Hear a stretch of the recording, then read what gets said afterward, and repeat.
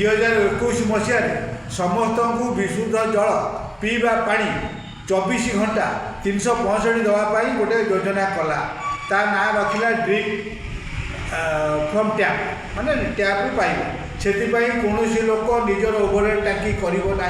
Filter लगेब ना से filter पानी 24 घंटा लोक को जगे देवे तो सेटा पुरी भुवनेश्वर एवं राउरकेला 3टा सहर करागला राउरकेला जो प्रोजेक्ट करागला से प्रोजेक्ट समस्त प्रकार खर्च मिसिकी 206 कोटी तो 206 कोटी आम ए पाइबा कथा 2021 रु 24 भितर यही योजना कार्यकारी हवा कथा 2021 रु 24 3 वर्ष पूरा बीजेडी सरकार गला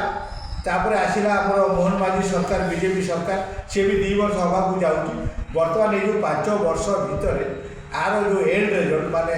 लोकों पाखे संपूर्ण भाव किसी पहुँची पारी ना 24 घंटा कौन जगह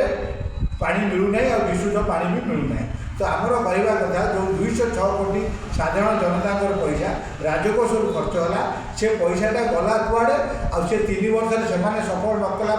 ये जो बीजेपी सरकार आसला मोहन माझी सरकार आपको तदंत करूँ एवं से जो टकर कार्यकारी कर लोक को विशुद्ध जल जोगे दे यहाँ आम आदमी पार्टी दाबी आपर सीबीआई तदंत करूँ ये टंका गला कुआड़े कहीं लोक पाखे पानी पहुँचलानी यहाँ आम आदमी पार्टी दृढ़ दाबी करूँ सीबीआई यार निरपेक्ष तदंत कर लोक को न्याय दे।